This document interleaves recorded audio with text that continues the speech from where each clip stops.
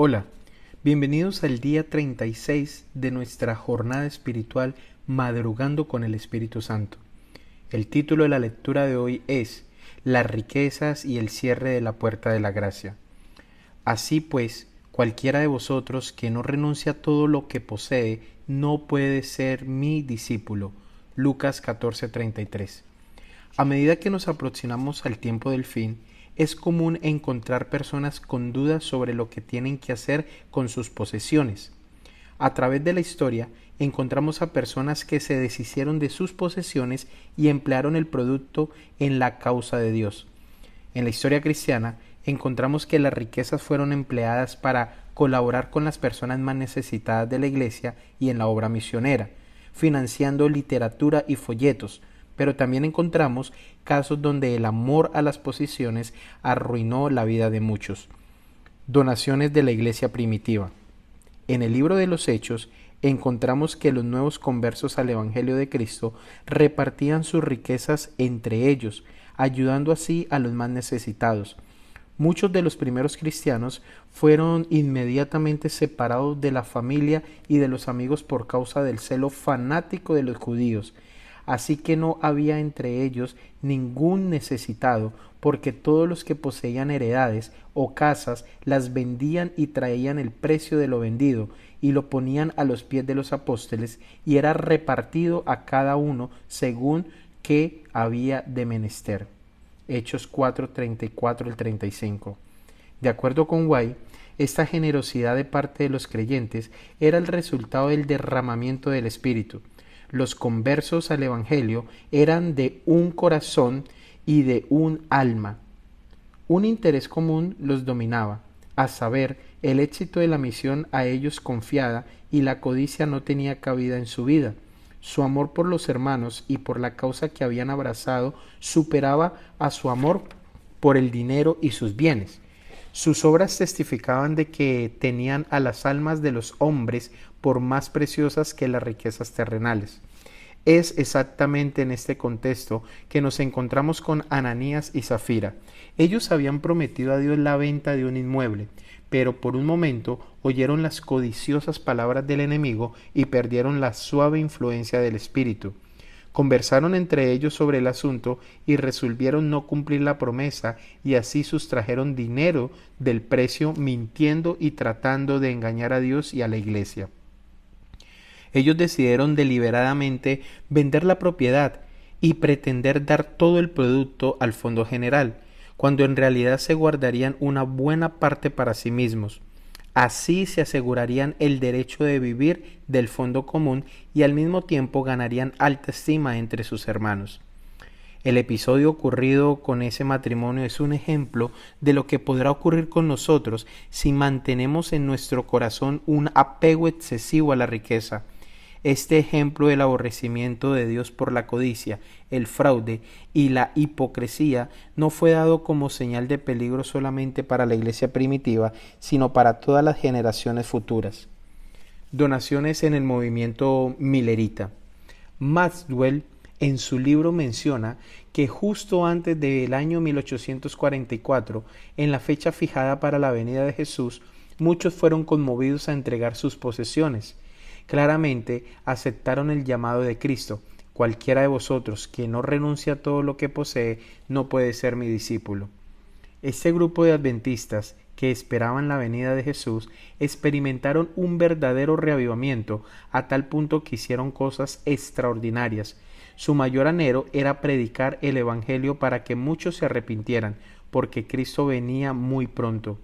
Grandes cantidades de dinero fueron donadas para que los pobres pudieran cancelar sus deudas y se pudieran publicar los periódicos, hasta que los editores dijeron que los fondos sobraban y los donantes vieron con pesar que no se recibían más ofrendas.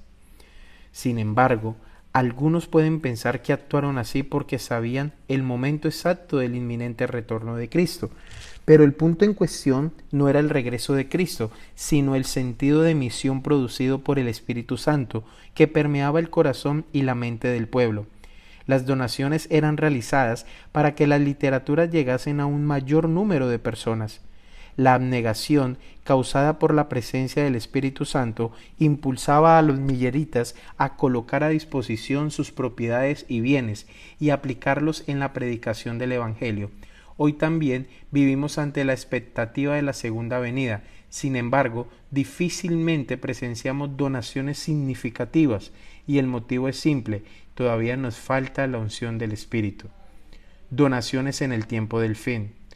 Como hemos estudiado, podemos ver que la actuación del Espíritu de Dios es determinante para alcanzar resultados satisfactorios. Sin el Espíritu Santo, esos movimientos no habrían alcanzado resultados satisfactorios. Pero todavía sigue la pregunta: ¿cuándo será el momento exacto para deshacerse de los bienes en esta recta final de la historia del mundo? Cristo alerta a sus discípulos contra el peligro de apegarse a las riquezas.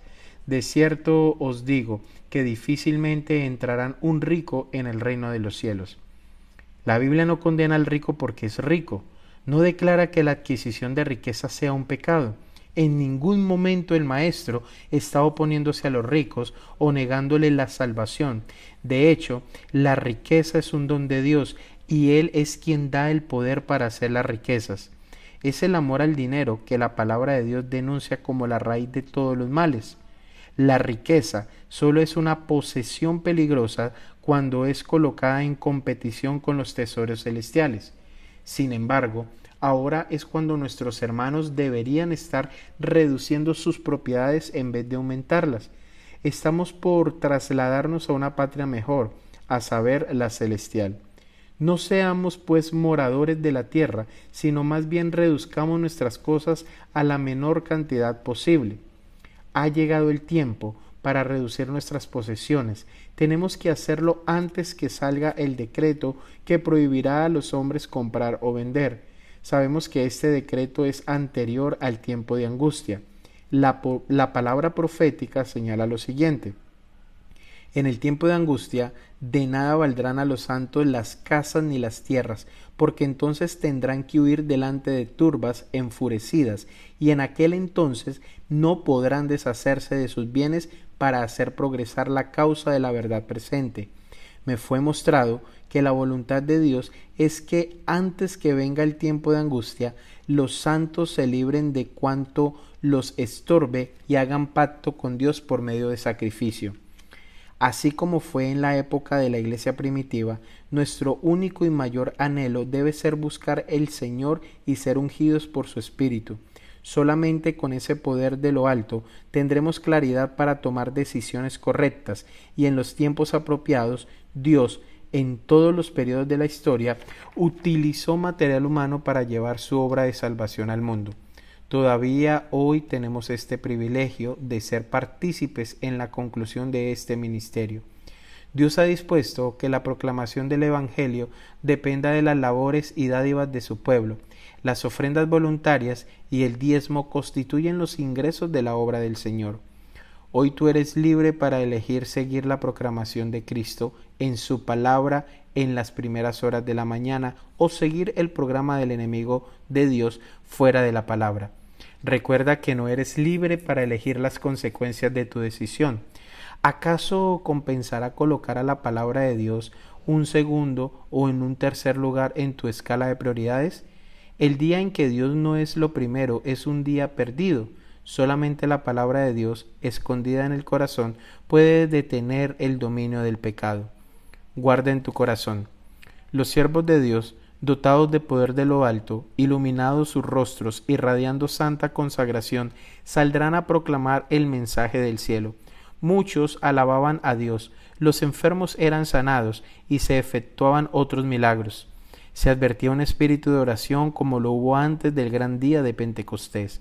Veíase a centenares y miles de personas visitando las familias y explicándoles la palabra de Dios. Los corazones eran convencidos por el poder del Espíritu Santo y se manifestaba un espíritu de sincera conversión. En todas partes las puertas se abrían de par en par para la proclamación de la verdad. El mundo parecía iluminado por la influencia divina. Mi compromiso constante. Número 1. Orar por la renovación del bautismo del Espíritu Santo. Número 2. Orar por mis amigos y familiares. Número 3. vivir en la presencia de Cristo. Número 4, dar testimonio del Evangelio. Y número 5, adorar a Dios con los diezmos y las ofrendas de forma sistemática y proporcional a mis ganancias. En este día, en el plan de acción, te invitamos para que salgas a caminar y agradece a Dios por tus bendiciones. Hoy queremos desearte un feliz y bendecido día en compañía de nuestro Creador.